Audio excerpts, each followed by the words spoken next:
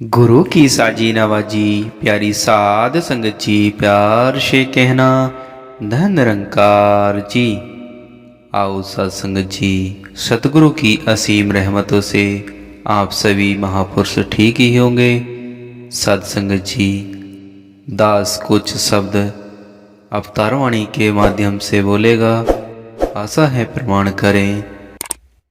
साधु संगत जी, अवतार वाणी की लाइन में भी समझाया गया है कि जो लेटा जमीन पर है वो कैसे गिर पाएगा, ऊंचाई पर जो बैठा है मुमकिन है गिर पाएगा।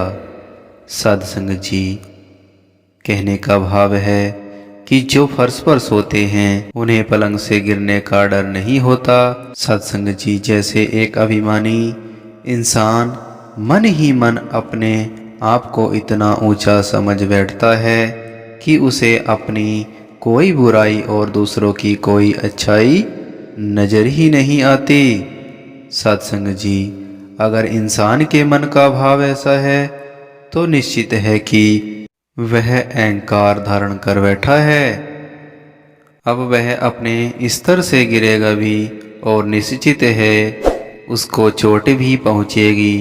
सत्संग जी, हम अंग्रेजी के शब्द ईगो से अगर ई हटा दे तो सिर्फ गो बचता है। सत्संग जी, जब अगर ईगो को, अहंकार को लेट गो दरकिनारे करे तो ही मन नर्मता वाला भाव अपनी जिंदगी में उतार सकते हैं।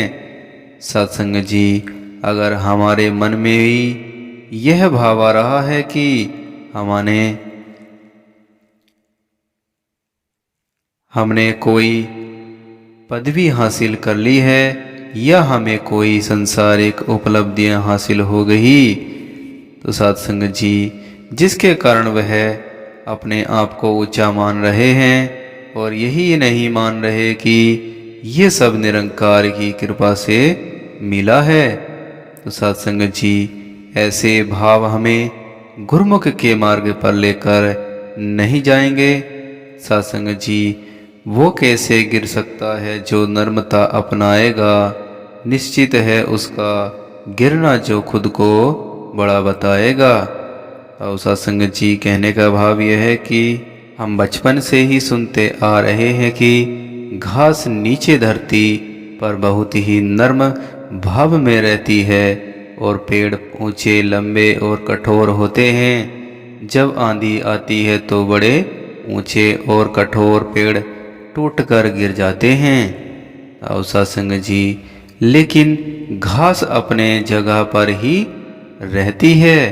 ऐसे ही कठिन समय आने पर अभिमानी इंसान तो डावाडोल हो जाता है, लेकिन सत्संग जी, विनम्र इंसान के मन की ही अवस्था सहज ही बनी रहती है। तो सत्संग जी, कहने का भाव यह है कि हमें नर्मता से रहना है और इस ज्ञान से जुड़े हैं तो सेवा सत्संग सिमरन करते रहना है। तो सत्संग जी, प्यार और सत्कार से कहना धन निरंकार जी।